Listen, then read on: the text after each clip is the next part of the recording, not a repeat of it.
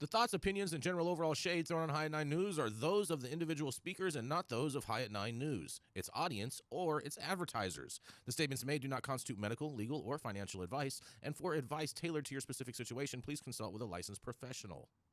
Welcome to the High at 9 News Hour, where you will hear from cannabis industry experts and professionals from around the country talk about important topics while shining light on global issues and discussing cannabis as it relates to politics, regulation and reform, data and technology, science, research and medicine, family and parenting, art, celebrities and entertainment, fitness, sports, mental health and wellness, and plant-based medicines and entheogenics. Together, we are building a stronger community, fighting the stigma and creating change. With your hosts, Jason Beck and Rico Lamitte, joined by special industry expert correspondents from around the country, and daily antics brought to you by Cannabis. Coming to you live every Monday through Friday at 9 a.m. Pacific Time and high noon on the East Coast. And thank you all for getting high at 9 with us.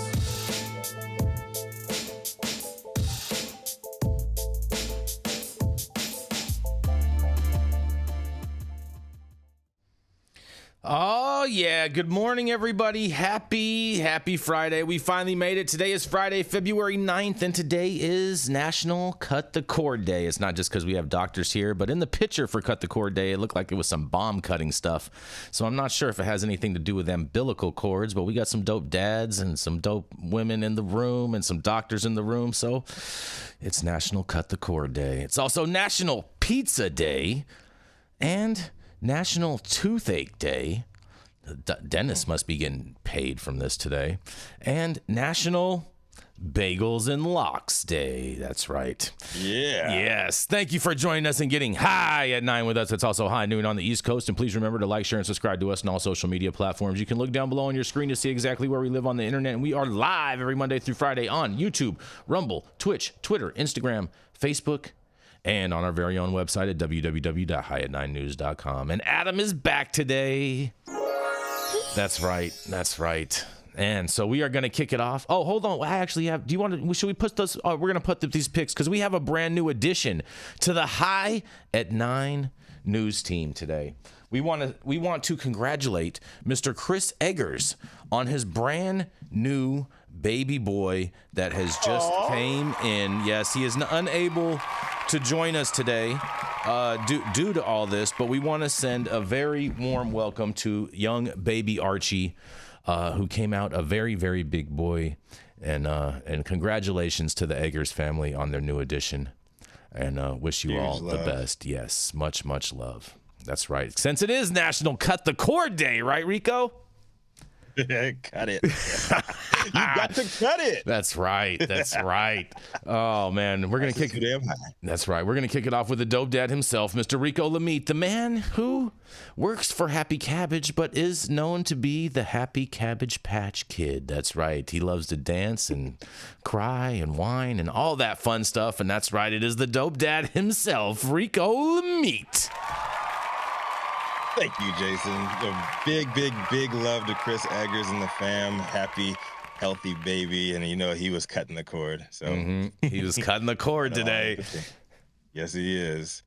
But also, for all you cord cutters out there, got to get back on it because there's a big game going on this weekend. And for the first time in history, both teams playing will be from states where adult use cannabis is legal, Missouri and California. And they'll also be playing in a legalized state, Nevada. So chances are Vegas has been gearing up for an onslaught of cannabis-loving fans, families, and tourists in town for the game, and probably a good amount totally oblivious to what's even going on. And as Green Market Report's Adam Jackson reported today, a major trend is emerging around Super Bowl weekend. A major increase in cannabis consumption, especially with edibles as part of the celebration. Now, whether you like them or not, everybody in the game knows Weed Maps is probably the king when it comes to transactional retail data on the industry above and underground. So Jackson actually tapped in with the polarizing company and found there's historically been a notable rise in orders for cannabis-infused goods leading up to the event, and this year is no different.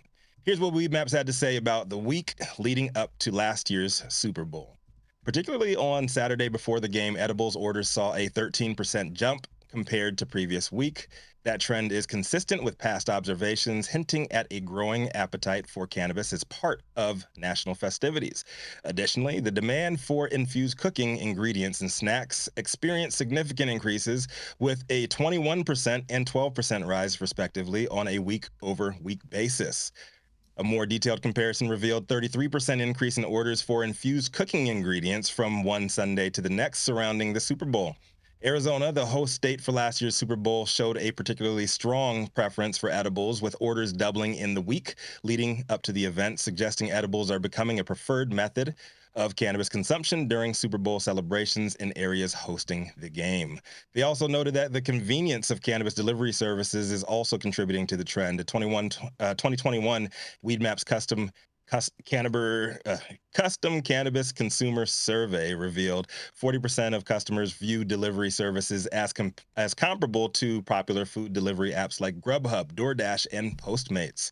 Furthermore, 43% of those surveyed said cannabis use makes social gatherings more enjoyable, indicating its role in enhancing the social aspects of Super Bowl parties, end quote. Now, my wife and I moved to LA from Chicago 14 years ago, and I'm way too removed to comment on attending any type of Super Bowl party without both edibles and combustibles in heavy rotation. Maybe that's just me. I'm more the type to hotbox the shit out of my car before entering to make sure I'm smelling flagrantly fragrant before entering any type of undesirable social setting with prohibitionists.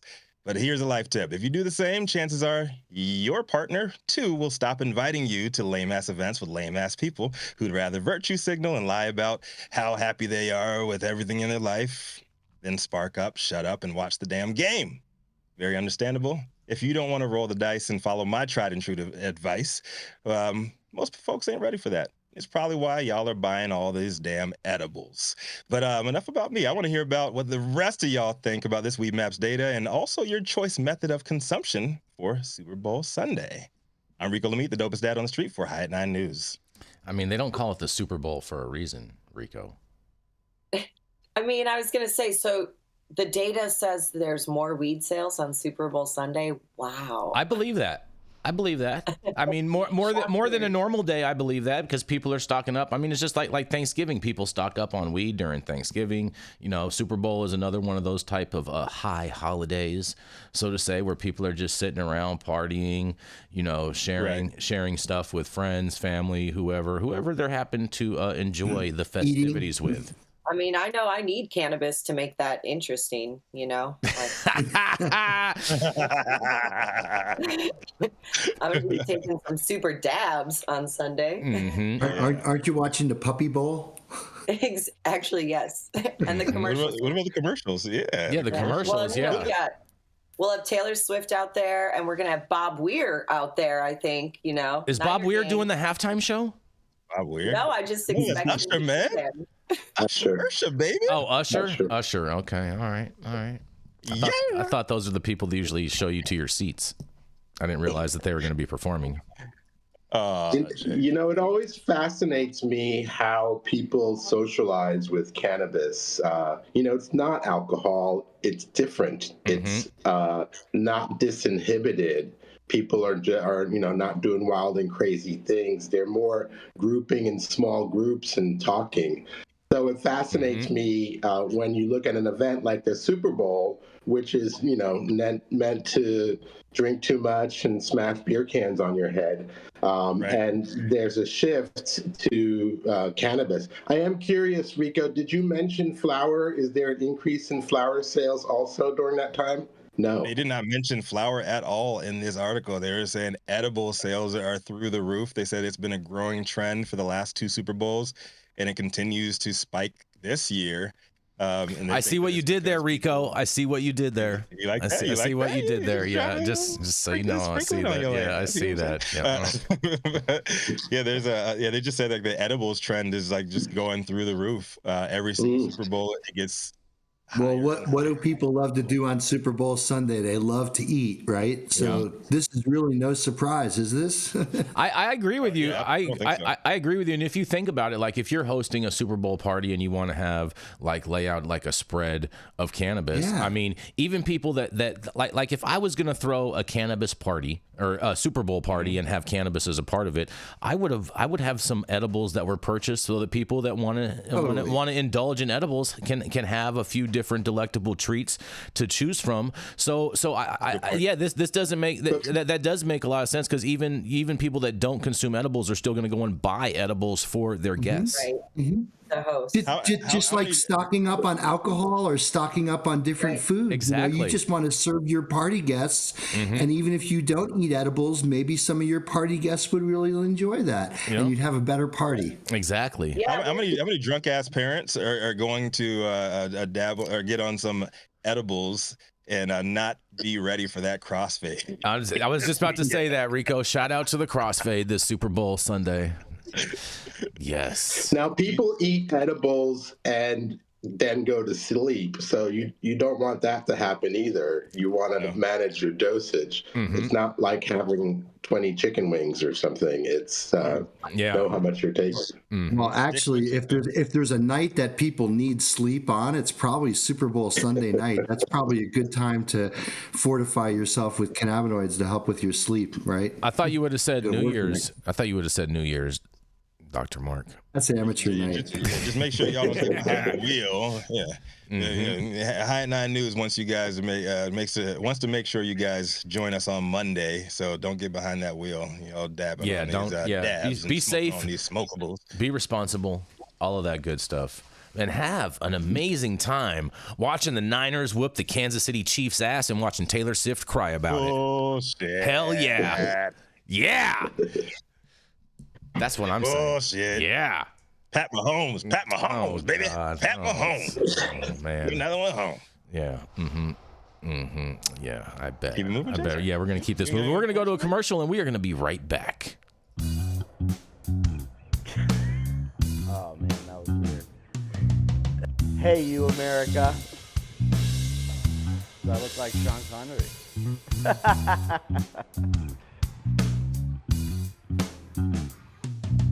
Good morning, America. Saman Razani coming to you live from sunny Los Angeles, California with the one and only highest host, Mr. Jason Beck, smoking on the best weed in the world. Did you know that we have an audio-only version of our podcast?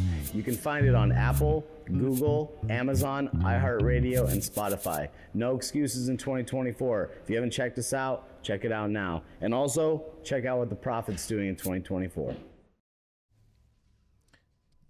Up next, we have the highest Republican in every single room, the High at 9 News head honcho. And he's also probably doing a victory lap right now because his least favorite incumbent had a little bit of news last night. But I'm not going to talk about that. We're going to talk about more cannabis news. Jason Beck, what do you have for us today, man? Yeah, I'm with you, Rico. You know, that other news you're talking about is pretty incredible, what happened out in Nevada. But nonetheless, we're not going to get into that. But I'll tell you what we are going to get into is this epidemic we've been covering all week of vendors not getting paid. Because, you guys, we referenced this story on yesterday's show, and we're covering it today. That's right. Because a SF dispensary owner apologizes after a leaked video generates outrage. And this is in regards to off-the-charts comments in the video that we covered earlier this week. A video leaked on social media last week that perfectly encapsulated one of the central issues in California's legal cannabis market. In the 30-second clip, Norman Yosef, founder and CEO of the dispensary chain Off the Charts, is shown apparently bragging that he has saved money by, in quotes, not paying the vendors. To add insult to injury, Yusuf seemed to specifically say that it was the fucking mom and pops that his company wasn't paying. In another quote, "We've saved hundreds and hundreds of thousands. I mean, if you don't have to pay, you don't have to pay," Yusuf said in the video. With that comment, Yusuf touched on a problem that has been rampant for years. California's cannabis farmers keep getting stiffed. They send their pot to cannabis stores, yet their invoices never get paid. They lose sometimes hundreds of thousands of dollars at a time, and those losses put these smaller enterprises, including third-generation family farms, out of business. The video quickly, and just there is a company that's called Third Generation Farms, but that is not what it is referencing. It's referencing Third Generation Farms in general, just for speculation. The video quickly ricocheted across social media, where hundreds of people posted angry comments calling Yusuf's comments disgusting and an example of everything that is wrong inside California's pot industry. Yusuf apologized for the statement in a phone interview with SF Gate, but said his quote was taken out of context.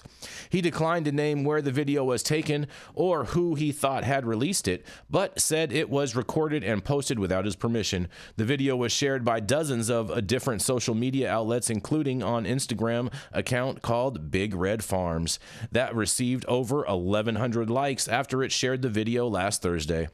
Yusuf said he is actively pursuing legal action against the people who released the video. He explained that the clip shows him discussing an incident from 5 years ago when he said a number of different brands went out of business and disappeared before Off the Charts could even pay them. In a quote, "I'm not the most polished person in the world. That was a big lesson learned from me," Yusuf told SF Gate. Yusuf added that the retail chain which has 19 stores, including one in San Francisco, has struggled to pay bills at times, but he said Off the Charts ultimately does always pay its vendors. In a quote, "My only flaw is paying them on time. Do they get paid? Absolutely. Do they get paid on time? Lately, this last year, not really," Yusuf said.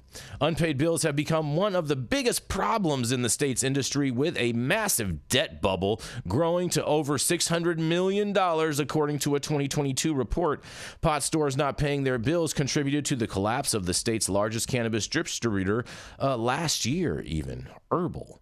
The problem has worked its way up to the state's tax collectors, and hundreds of pot shops failed to pay their state taxes last year and now face massive penalties. Observers say the backlog could cause an extinction event of businesses closures across the state, and Yusuf said the video shocked him when it was released and instantly made him regret his use of words, especially calling out "these fucking mom and pops." He said he considers his own company a mom and pop and has supported many small cannabis operators in the past. "That's why I'm kicking myself in the foot," Yusuf said. Well, this ongoing problem of vendors not getting paid in the cannabis market, man, oh man, and people putting their foot in their mouth and videos getting taken out of context. I can't wait to hear what you guys have to say, but this is his response to that video. And this is Jason Beck for the High at 9 News Hour. What do y'all have to say about this? He's kicking himself in the foot. You kick yourself in the foot. You shooting yourself in the foot, man. Like we all saw the tape. We all saw the lady's reaction next to him as soon as he said that. Like, he should try not to be involved with that. Like, dude, like, I got nothing nice to say about this whole thing. He should just own up to it and he said what he said and just become the bad guy. Yeah. Embrace the bad guy that you are, man. That's right. That is more respectable in my opinion. I feel you on that. What do you think about this, Elise? All these brands not getting paid by stores. And in all fairness, it's hard for these stores. Like, they have a lot of overhead. The retail component is the most expensive part that is affected the most by 280E. Then you have all the employees you have to pay for, security and all this. And so retail expense is exorbitant. Yeah, I mean, this has been going on for years. I even remember when I was running a delivery service and my boss at the time no longer would have the cash for me to pay the vendors. And for me, that was the writing on the wall. That company no longer exists. But I think this guy's just the one who got caught on camera saying it, what we know has been going on. And even good operators. I mean, I have friends who've had delivery services and retail operations, and I know they struggle to pay their invoices. And having been on the sales side, I've sold a lot of products to retailers on terms and also had a hard time collecting. It's part of why I don't do sales anymore. So, you know, this is just the nature of the game. I will say that I never heard of his retail store. I didn't even know they had one in San Francisco until this story broke out. So it's kind of funny. Like, it's not obviously good press, but now all of a sudden I've heard of Off the Charts. And I also think it's not great that new operators in new markets are seeing this press and probably getting ideas that maybe they didn't realize before that they could stiff brands and farmers. And so I think this is just going to keep happening as we know that it has. So I don't know the solution. It's a bummer. You know, one of really bad about the social equity retailers that they brought under their umbrella. I know, like 64 and Hope, Josephine and Billy's down here, and they've been having to deal with the backlash from this whole thing. And they are the mom and pop shops, and they actually pride themselves for working with a lot of and bringing on a lot of brands that come from mom and pop shops, and they're having to deal with the backlash of this guy and his comments caught on tape that had nothing to do with how they run their businesses. I don't know if I would necessarily call it caught on tape, because like this was taken footage from their security cameras. Still caught on tape. I don't know if I call it caught on tape. Caught on tape is generally. You think it was staged? No, I don't think it was staged. I think this was a real conversation. But like I said in the previous episodes, I do want to see like the 10 minutes before the conversation and maybe even like 5 minutes after what that clip has, just to have in full context. I would like to see that much at least. Okay, that's just me. Yeah. Okay. Any thoughts on this, Dr. Mark? Is somebody on their staff? I mean, it's CCTV. Oh yeah, 100%. It got leaked from someone on the staff. Yeah, someone who had access to their security camera footage, because this is definitely their security camera footage. Right. Well, I think what Elise said is spot on. This story just draws attention to something that's happening all the time, right? So this dude was just caught, saying it. And, I would just add that this is just an unfortunate casualty in a race to the bottom. This is a race to the bottom, man. And people are trying to control costs. Shop owners are trying to stay open. The trap doesn't have to worry about any of this. Exactly. They pay their employees. Yeah, that's right. Yeah. Speaking of which, the trap bouncing in the trap. Well, hold on. Speaking of the trap comments, so Canna Bowser says at least we get paid in prohibition states. No green equals no green. And Steve Blessingham, who watches the show every day, he has a restaurant in San Diego, and he says so that in the alcohol world, he says if you're more than 30 days late, they legally cannot deliver you your alcohol. I think I know where that came from. Now probably was a lot of alcohol stiffing back in the day of prohibition. He's saying. And so I wonder if that ultimately will be something if the state comes in and does try to implement something like that for retailers. You got to protect the retail. You got to put some kind of checks and balances in there, man, because hearing there's like 90-day terms and shit like that, and like these companies are definitely going out of business. When's it gonna stop? I will say, if you're a brand like, super hype, fire, you got the best, like you can demand COD terms. Like if you have a product that retailers want bad enough, they will pay you COD for it. That's like 1% of the SKUs. More reason to, don't grow boof or put boof out there. That's just get paid up front. Yeah, that's just like 1% of brands, though. At least that's the very, very, very small percentage that can demand that also too have that kind of following for retail. So then that way their stuff always sells out too. So what you're saying is we have way too many brands, and so there's like the natural course that a lot of them, it's the thinning of the herd, right? There's a lot of them are going to go extinct. They can't pay for shit. Like they shouldn't be out there doing business. Like, or Rico, let's hope it takes marginal producers and they could learn better techniques to make a higher quality product. Let's try to pull all boats up, not sink the weak sisters, right? Yeah. You know what I really wonder too is I wonder if where this camera footage was taken from, if they had signs posted about audio recording, because it is illegal in California to be recording audio footage with video footage without there being proper signage posted in the facility. Maybe Yusuf put that camera up there and forgot about it. Oh, boy. We're going to keep this train rolling. We're going to roll right on into Dr. Gene Talleyrand. He's the founder of Medican and the CESC. That's right. He's been writing doctor's recommendations longer than you've probably been alive. And that's right. It is the Mr. Doctor himself, Mr. Gene Talleyrand. You're on mute, doctor. You're on mute. There we go. There we go. Oh, no, still on mute. Still on mute. There we go. There we go. We get All right. Yes. Happy Friday, everyone. Let's see here. My headline today comes from Marijuana Moment. Cannabis use doesn't increase car crash risk, but drinking alcohol does. Study finds by Ben Adlin.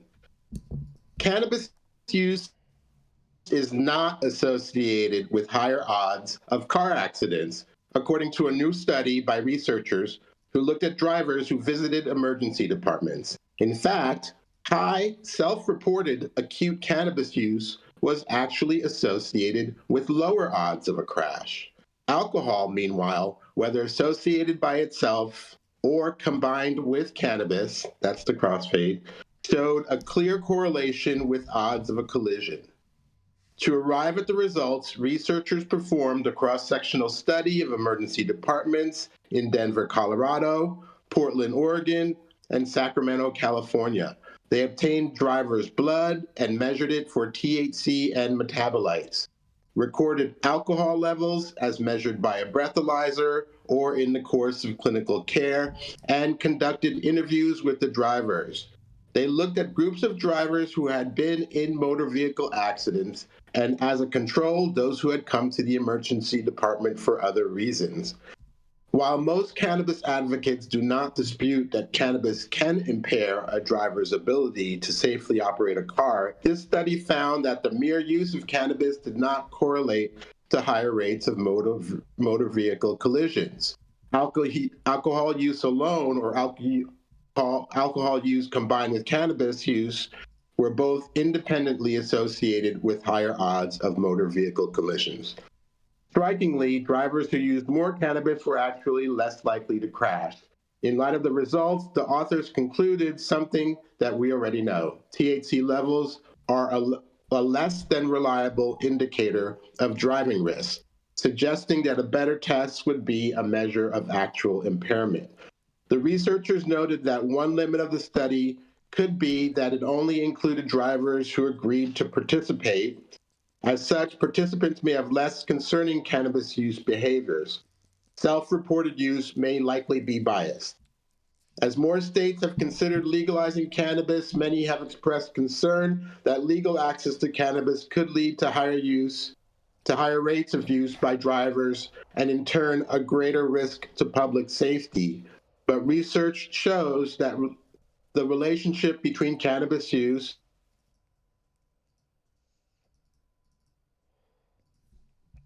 Where does sound go?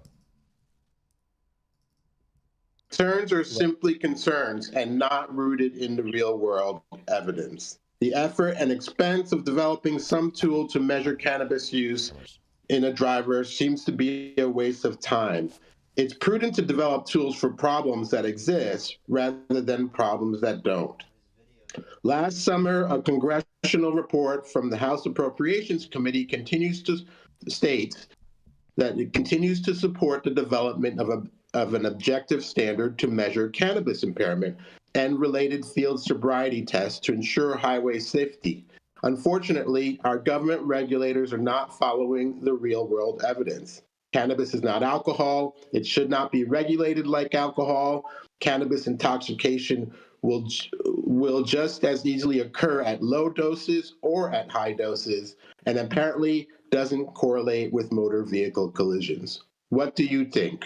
Should we stop searching for a reason to give people tickets when the public health risk doesn't exist? This is Dr. Jean Talleyrand with High at 9 News.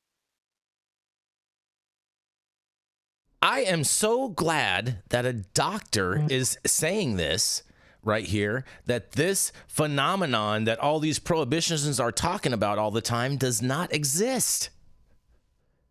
I say this all the time, and you guys always try to poo-poo on me. The data doesn't support it. The data does not support it. It's true. There is no such thing as drug driving. It is a fake phenomenon. I've said it since Cannabis drug driving. Yes. I wouldn't trust you behind the wheel if you took a bunch of benzos. Well, first of all, Dr. T, you wouldn't have to worry about that because I wouldn't be taking benzos in the first place, but you would catch me, you know what I'm saying, with something like this, just waving it around in the air. Yeah. Chances are, if you're in LA, terrible drivers everywhere are most likely on pills, and not on anything else. Most of the people on pills can't afford cars in LA. You talking about all of Hollywood is all drugged up on pills, man? That's different. That's different. Those people have drivers. Those people have drivers. Dude, I was on the 110 and 3 years ago, and saw a S550 matted out, just chilling in the HOV lane, not going anywhere.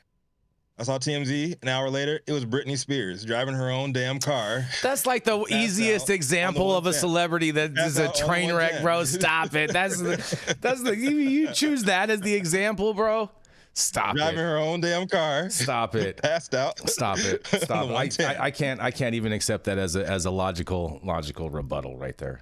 I'm just saying. Exactly. Everyone knows Britney Spears is a train wreck. I would have accepted more if you would have used Caitlyn Jenner. If you would have referenced Caitlyn Jenner. More people than you know are a train wreck. Let's keep it a buck. This is America. What are you saying? She just has a spotlight on her. I'm saying America has a lot of messed up people. Cannabis is not legalized on a national level. So you got a lot of people dealing with their problems in other ways that are not healthy. Britney Spears just has a spotlight. She's under a microscope all the time. So leave Britney alone. Did she say, oops, I did it again? Probably so. Was she smoking a joint? No, she was not. She was drinking an orange Fanta, Dr. T. Yeah. What do you think about this, Elise? I think it's great news. We need more stories like this, or studies like this published, and more people to be aware of it. And like Dr. T said, I think that the test should be about impairment, not about levels of THC in the blood. I wonder if you're ultimately going to be able to get like a fancy little weed leaf on your driver's license at some point in time. That'd be great. Well, the problem is that Go ahead, Dr. T. state that's using our tax dollars are paying to try to make tests for a problem that doesn't exist. That's the part that bothers me, that they're misusing our funds, on some myth. Look at the real world evidence. Exactly. I totally agree with you. It's more government pork, Dr. T. More government. I like the point that we have a doctor here who's drawing the distinction between alcohol and tobacco. Alcohol is toxic. At some dose, high dose, it'll kill you. So some dose, just less than a high dose, you're severely impaired. And the reason why they can use blood alcohol content to assess driver impairment is because they've made a statistically valid correlation. They could say that when you have this blood level alcohol content, you are this impaired. Until that study is done with cannabis, they can't use THC levels. So yeah, I'm glad that they're using an impairment. And I think what they'll find is that, users of cannabis won't have the level of impairment as alcohol users. I mean, that's almost obvious. Fair point. Did you have something else to say on that, Dr. T? No, I'm good. You're all good. All right. Be safe out there. Just be safe out there and support the crossfade. That's right. And be safe. Don't drink and drive, smoke and fly. And on that, we are going to go to the left lane is for passing. The right lane is for not passing. No, the left pass in the left lane. The left lane is for Jason because I move faster than everybody. And always pass to the left. Yes. Jason, are you saying you're left? Interesting. Yeah, he is. I drive in the left lane, that's for sure, and I am left-handed, which means, Elise, that I am in my right state of mind all the time. And on that, we're going to go to a commercial, and we're going to be right back. Wow. The Control Tower from Highly Educated has perfected the dab. Utilizing the concept of thin film evaporation, you can waste none of it and taste all of it. The micro texture of the SE pillar increases nucleation at elevated temperatures. And with the tower propelling at 2,600 RPMs, it's certainly the most efficient dab experience to date. The Control Tower from Highly Educated. Oh, stop whatever you're doing. Make sure that you hit that like button. I know we'll appreciate it. You'll appreciate it, and YouTube will appreciate it. Also, make sure you subscribe to the channel if you've not subscribed already. And all the articles that we cover on today's story, you can read directly on our website at www.highat9news.com. I'm Jason Beck, and this is Smoky Vanilla. And if you want to feel as good as I look, then you need to get yourself a stretch and smoke with Smoky Vanilla. That's right, baby. I'm Smoky Vanilla with my background in kinesiology. I'm a sports massage therapist and stretch coach. I focus mostly on athletes who have chronic pain or injury due to their sport, or the legends of the chronic in the game, baby. Oh, yeah, you know what it is. We just stretched, and now we're gonna smoke, because you know what it is. That's right. I love intuitively creating a session based on the individual I'm working with. We'll go through a few assessments, look at the past health history, injury, or anything that's still affecting you today, and create a customized session just for you. Let's go.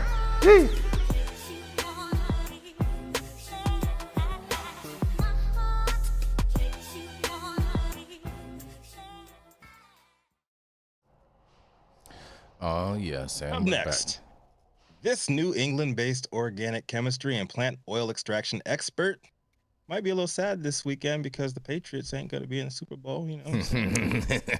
I'm a Giants fan.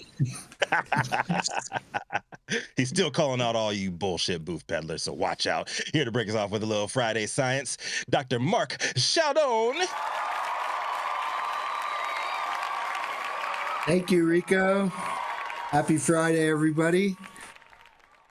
Welcome to the weekend, right? It's the first day of a great weekend, Super Bowl weekend. I hope you all have a safe Super Bowl Sunday. Hope the game is exciting and keeps us engaged and awake, right? Okay, today my story comes from WGAL.com. And it's entitled Cannabis Store Owner Sues Lancaster County District Attorney Over Delta 8 Product Seizure. Adam, could we roll the tape on this one? Adam is queuing it Feldman is here at the American Shaman store with Mason to buy some CBD doggy treats for his older dogs. Right. There you are, my dear. Very much. It's one of a number of cannabis products for sale here. We've tried Geico Flex and a bunch of other stuff, and this seems to work better. Gives a little bit more pep in their step. But the store at the Tanger Outlets in Lancaster County no longer carries any Delta 8 THC or Delta 10 THC products for pups or humans. They left all the rest of them. The store shared this photo when the Lancaster County Drug Task Force raided the store and 42 others in June and seized almost $300,000 worth of product. This should serve as a message to shop owners. The district attorney says Delta 8 and Delta 10 are Schedule I controlled substances and are illegal to possess or sell in Pennsylvania. Further manufacture and sales will result in criminal charges. The store owner was surprised since the 2018 Farm Bill legalized cannabis plants with less than 0.3% total THC, the compound that causes a high, but didn't mention Delta 8 THC. It's found in very low levels in the hemp plant, but CBD can be synthesized into high levels of Delta 8. The owner and two other plaintiffs are now suing the DA in federal court, claiming it was an illegal search and seizure. There was no warrant, there was no court involvement, there was just a memo from her office stating that she believed that Delta 8 THC, not anything else, just Delta 8 THC, was unlawful to sell. The Lancaster DA wouldn't talk about the lawsuit. I cannot comment on any ongoing litigation. But she said earlier she has received complaints that minors were buying the products. I think that she probably was getting complaints from probably the police officers that were starting to encounter this. In my opinion, it is a gray area of the law. Attorney Patrick Nightingale is a local director for the National Organization for the Reform of Marijuana Laws. He says right now there's a strong argument that Delta-8 THC is legal. Moving forward, it's going to be imperative that Harrisburg and the General Assembly address this one way or the other. Is it legal? Is it not legal? But just across the river here in York, the American Shaman store is selling Delta-8. It has a whole host of products inside. All of our Delta-8 joints are on the bottom. Store manager Cheyenne Forsyth says the products are very popular. Delta-8 normally seems to run out of our shelves first before all of our other products. Robert Champ plunked down more than $26 for a 10-count bottle of Delta-8 gummies. I don't feel like going through the process of getting a medical card, so I use it for sleep and anxiety, some pain issues. How does it work? That works fairly well. It works fairly well, I'd say. Jay Whittle admits there are bad actors in the cannabis business, some selling products made to look like popular snacks and candy. I myself am offended by those types of products that look like Lay's potato chips, and they're not. That's not what we do, and that's not what the suit is about. He says he has lost tens of thousands of dollars in business since the raid. Susan Shapiro on your side, WGAL News 8. Well, Doctor. So I'm not going to read the article. Is basically just a transcription of that story, but I think it's a very interesting kind of problem that they're dealing with here, which is that basically there is no federal guidelines around what you can do with CBD. Can you chemically convert it into Delta-8? Well, if you look at the Controlled Dangerous Substance Act, under Code 7370, Delta-8 THC is mentioned by name. So this district attorney is absolutely spot on correct. Delta-8 and Delta-10 THC are controlled dangerous substances that are Schedule 1. Now, if you're selling THC, but you're regulated under the state's regulatory program, now you're kind of in that Cole memorandum kind of thing, which is like some loosey-goosey thing, which is long as you're abiding by the cannabis production standards rolled out by your state regulatory authority, you're okay, and we'll look the other way. But this is clearly, this guy's the CBD shaman, so clearly this is a hemp shop. Clearly everything that they're selling here is hemp derived. You see flour on the shelf there, Jason, right? Yep. Looks just like regular nugget, right? Looks like THCA to me. How would you know when that stuff is being shipped from wherever to wherever? How would you know at a roadside pullover whether that's cannabis or hemp? You know, you'd go by whatever the COA says, but that's just some piece of paper that who knows what it really is. I mean, the point is that all this is an artifact of prohibition. If that fellow with the Orioles ball cap who they were talking to, if that guy had access to good quality cannabis, right, Jean? He wouldn't need this CBD. He wouldn't need the Delta-8. He wouldn't be on this program being interviewed by a reporter asking him, well, does Delta-8 work or not? I don't know. You're the experiment. Tell us, does it work? Oh, it kind of works, okay. If that guy can get good quality Delta-9 cannabis, he doesn't need Delta-8, right? Are we all on the same page on this, right? Yes. So I think that this is just, and a shout out to my friend Patrick Nightingale, who's the attorney head of Normal there in Pittsburgh. Hey, Patrick, how you doing? I think he's watching.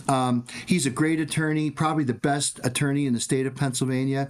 And, you know, Pennsylvania is a great state with great cannabis traditions.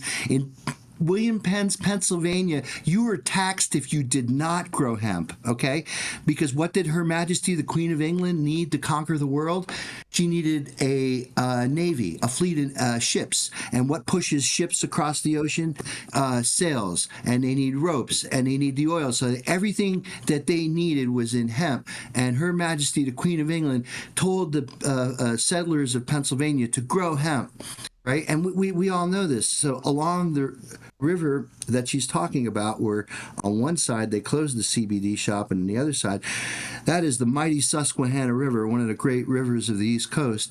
And it was along the banks of the mighty Susquehanna that the hemp industry here in the United States was born back in colonial America. And it's a shame that New Jersey is legalized, Delaware is legalized, all the states around Pennsylvania has legalized, except for Ohio, I think. Ohio has now, right? So everything around Pennsylvania is legalized. But, here we are back in Pennsylvania still arresting people for smoking weed because it's a pretty profitable business for law enforcement. Mm-hmm. So I'll stop there, but anybody else have any other opinions? This is Dr. Mark from the shores of Lake Champlain up here in beautiful state of Vermont. What do you guys have to say about this wonderful story?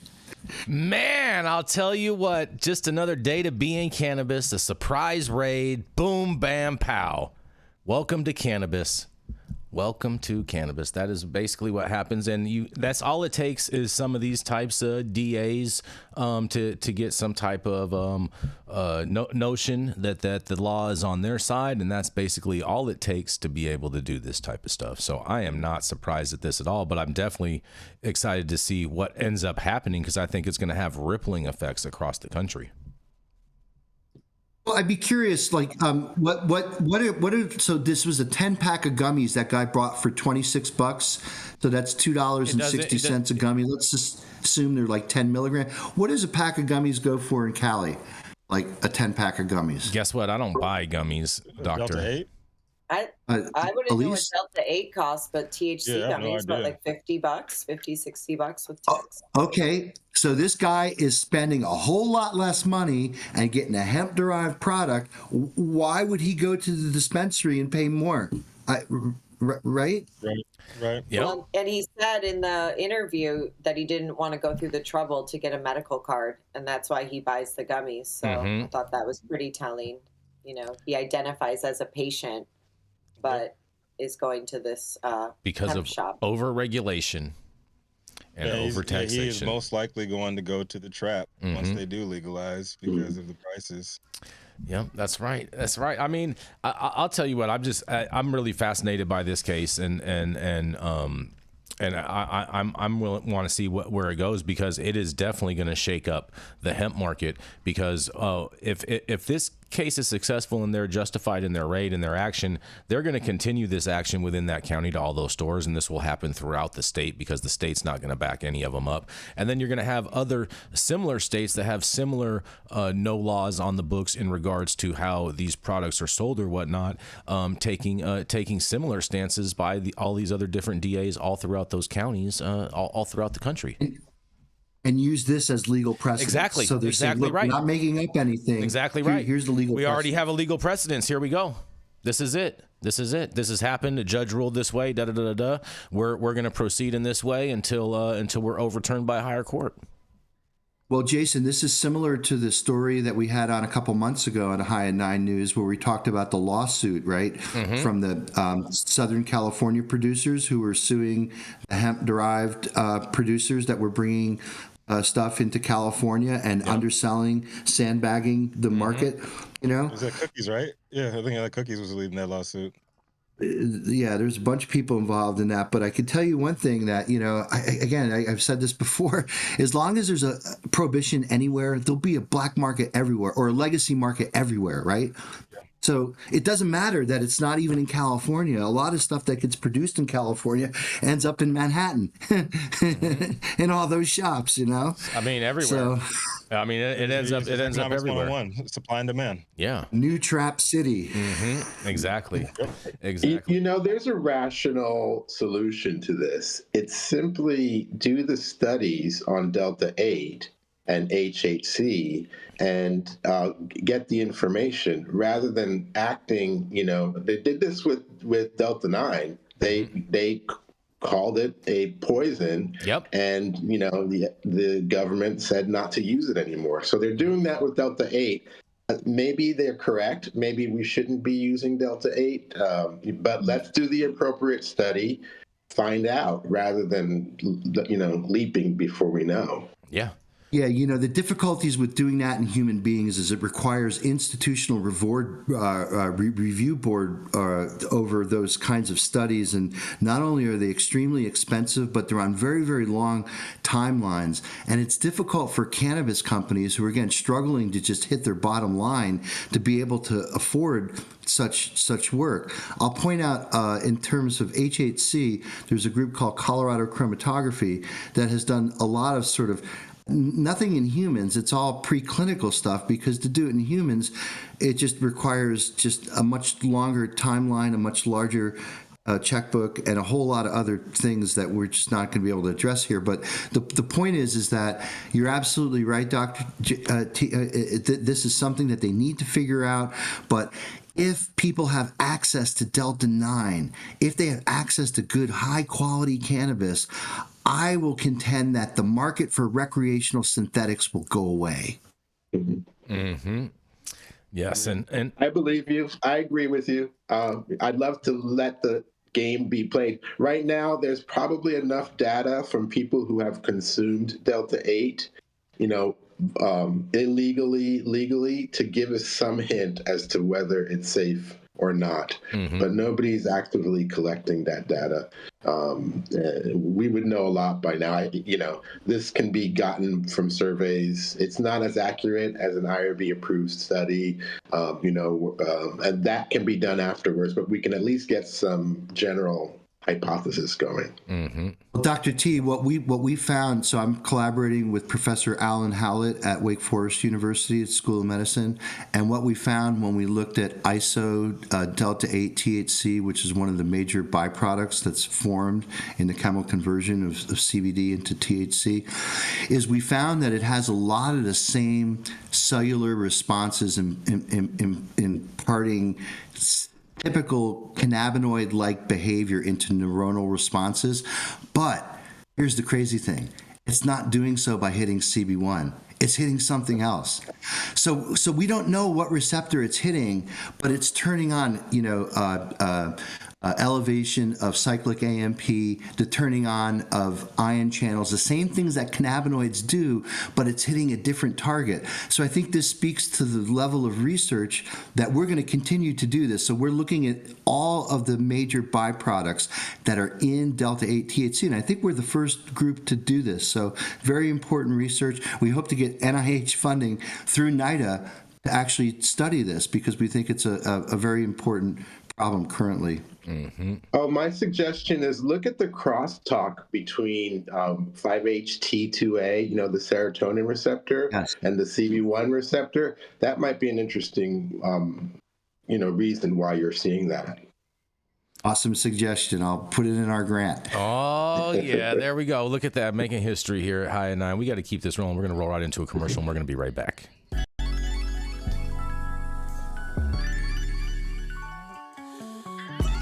Get ready for the 20-year anniversary celebration of the Emerald Cup. The Emerald Cup will be held at the Henry J. Kaiser Center for the Arts in downtown Oakland, May 4th and 5th. Get your tickets now for best pricing. Cannabis categories include flower, pre-rolls, solventless concentrates, solvent concentrates, cartridges, edibles, topicals, tinctures, and alternative cannabinoids. So enter early for your chance to be a winner at the 20-year anniversary Emerald Cup competition.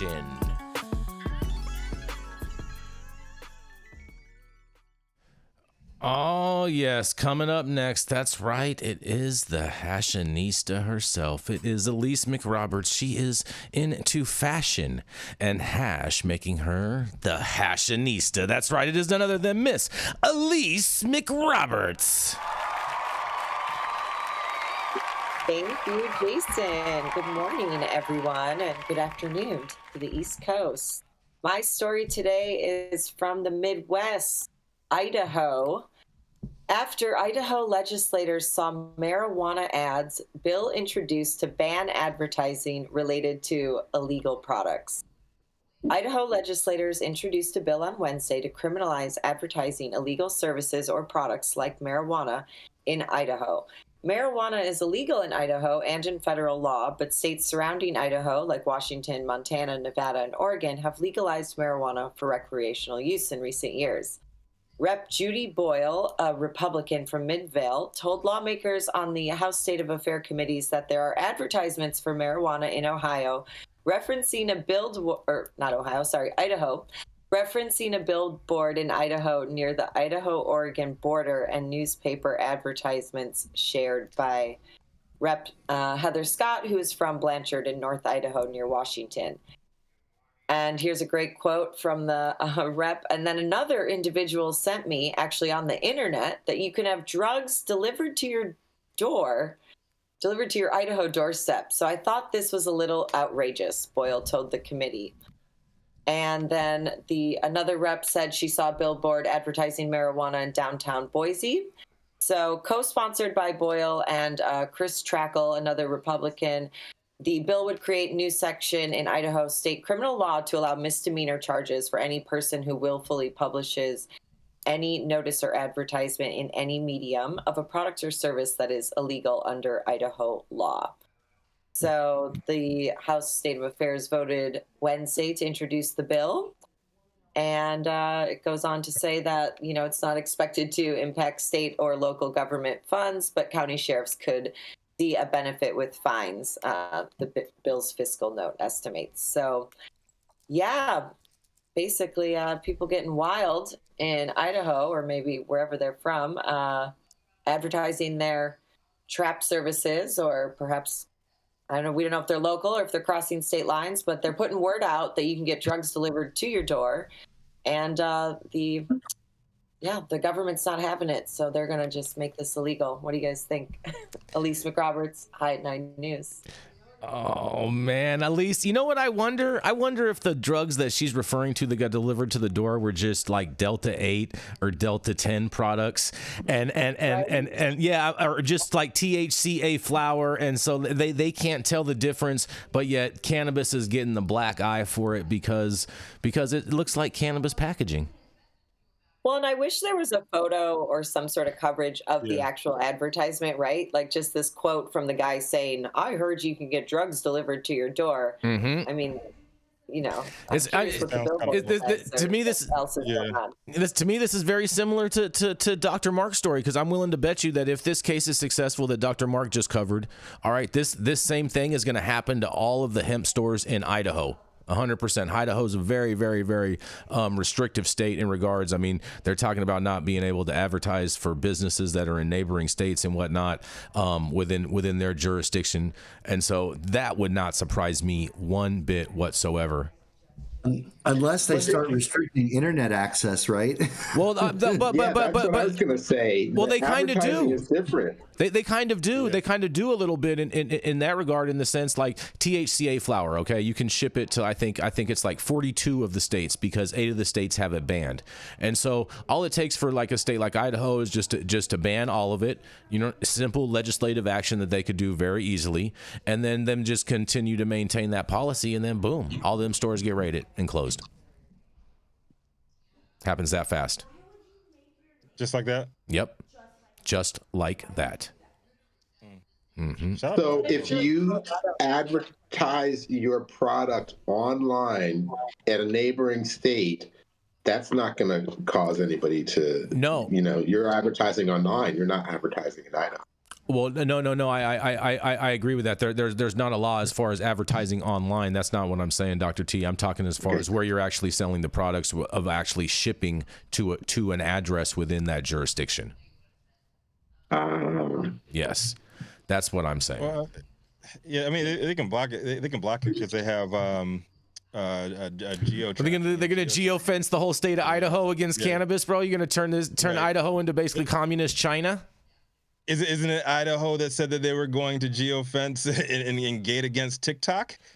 I mean, I'm not opposed to that. I believe it was the same damn state that said that. I thought that was Montana that said that. I thought that was Montana that. No, I think Idaho is trying to annex Eastern Oregon. I mean, do you guys know about this? They're trying to make a new state out there. What the hell? I mean, I think Oregon is trying to make a new state because Jason, I just Googled it. Yes, Idaho, the state legislature overwhelmingly passed House Bills 274, banning TikTok on state-issued devices and state networks. I'm all for that. I'm 100% in favor of all that. All for that. I think every state. Well, first of all, they didn't ban it in the state. They banned it on state devices. So basically, if you are, it said and networks, any state network. Yeah, any state network. I'm fine with that. I'm good with that. I have no problem. That's a state provided network. That's not your own personal Wi-Fi. That is a state provided network. If you have that's not a state. That's not a state provided. That's not a state provided network. No, Rico. That's a public utility. That's not a state provided network. A state provided network would be if you were in a government building and using the government Wi-Fi within that building, that would mean that. Yeah, you need to learn your definitions, but I'm pretty sure a state public service in Spectrum has the ability to block those ads. Just like Spectrum may have the ability to do a lot of things, but they're not. That's not what that law says. Do you have a VPN? Huh? Do you know what a VPN is? Yeah, it's those little orange things. No, if you have a VPN, you can actually get around stuff like that, and you can actually change your IP address to another state or another country to get around that. But you can have ads actually within a state blocked via internet, just like Idaho is doing in this case. 100%, Jason. Yes, but understand what I'm saying. That's not what I'm saying, Rico. What I'm saying is how that legislation is written. It's written that it says state, it's not public. It's state. And there's a difference. You didn't even know what state it was. I did. I'm the one that said Idaho. Did you guys know Delta 8's illegal in Colorado? So you can't ship or sell Delta 8 products in Colorado. See? Let's have a round of applause for Colorado. Oh, man. A round of applause for Colorado. Oh, yeah. Here we go. And I have one last quick story for you guys before we close out today. And this... I think this is maybe some good news. I think you guys might like this. You know what I mean? Go Navy, because the Navy now forgiving recruits prior marijuana use as it looks to cut more losses at boot camp. The Navy is no longer immediately kicking out recruits who arrive at boot camp at Recruit Training Command in Great Lakes, Illinois, with detectable amounts of marijuana in their system. The service has expanded the authority to grant riders for any recruits who initially test positive for THC, the main psychoactive compound in marijuana. Rear Admiral James Waters, the director of the Navy's Military Personnel Plans and Policy Division, told the group of reporters on Thursday, in quotes, "If they fail that test and own up, yes, I smoke marijuana, we do an evaluation of the young person to make sure there's not something else going on," Waters said. "But we trust that through the process of boot camp that we have an opportunity to bring them along with our culture." Waters explained that the move was driven in part to be reflective of where the legislation is in society. "We recognize that many states have legalized marijuana," he said. However, the Admiral stressed that there are no conversations about offering a similar leniency for any other drugs and noted that "we don't do drugs in the military," in quotes. The move joins a host of other recent changes that the Navy has put in place to help reduce the number of sailors who drop out of boot camp and are unable to continue on their military career. The result is that the current dropout rate in boot camp is around 10% and the lowest in recent history. The move to decrease the number of recruits that the Navy loses throughout the boot camp process is part of its effort to deal with the recruiting crisis that has plagued all of the services for the last several years. Waters' boss, Vice Admiral Rick Cheeseman, has previously said that about 10% of scheduled recruiter appointments convert into sailors entering the delayed entry program at boot camp after about 5 months. While the percentage increase if potential recruitment membership for someone with Navy experience. According to Cheeseman, the Sea Service is still looking to minimize any further loss as those interested civilians become recruits and eventually sailors. And in a final quote, if we're going to recruit 40,000 sailors, Waters said, referring to the Navy's recruiting goal for 2024, losing 4,000 recruits through boot camp is really, really unhelpful. And so we want to continue to work on that. And so I'm going to say some great news in regards to government policy kind of self-evolving the best it can. But what do you guys have to say about this? Do they really go to booth camp? Oh, that's cute. That's really cute. That's really cute. That's cute. Cute booth camp. Yeah, I bet. I think this is good news. They're evolving on their policy from within inside to reflect the laws to the best of their ability, with the fact that they can't they can't evolve anymore. Yeah, I mean, they have to. You got to be more inclusive because recruitment is at an all-time low, like, isn't it? Right, I wouldn't call it more inclusive. I'd call it less restrictive. Inclusive? You don't want? Is that a dirty word for the? I would call it less restrictive. Inclusive? I would use the wording of less restrictive. Okay, you want to play word games right here. you want to just let anybody in? They need more people. They do, and it's less likely this next generation. Just like I said, Barack Obama was probably the last president that we have in America without a dick pic floating around the internet. Oh boy!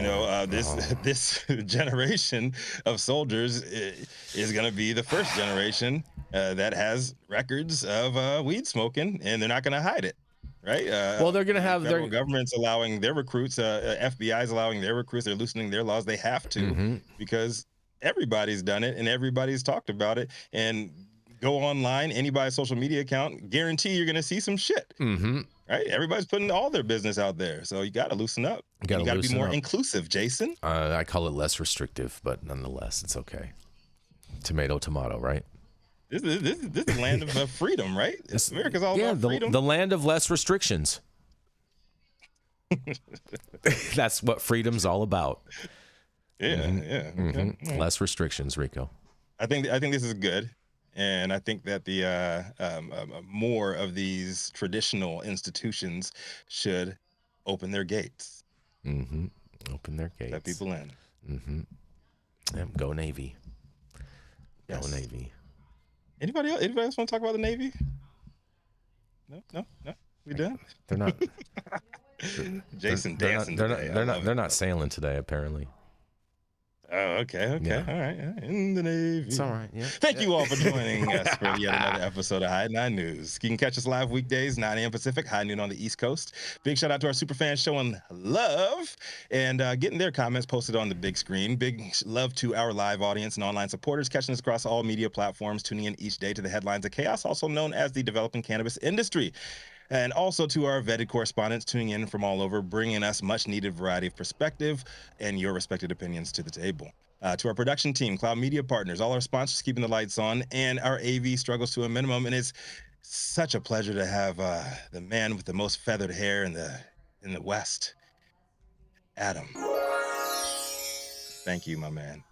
Yesterday we were floating around and Jason had black squares everywhere like we were back in 2020 and on Instagram. I was digging it. Stay woke, Jason. As always, thank you, Cannabis Sativa L, the reason the High 9 News team reads these headlines every single day. Thank you. It has been Friday, February 9th, 2024. The show's over. You've all been blessed with the top industry headlines. Hope it was enough to put in your pipe and smoke at least until Super Sunday. My name is Rico Lamitte, the dopest dad on the street for High 9 News, cannabis industry's #1 daily news show. Dr. T, Dr. Jean Talleyrand, you got the outro today. What you got for us? Good doctor.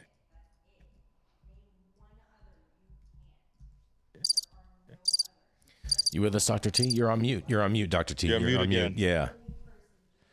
There we go. Sorry, guys.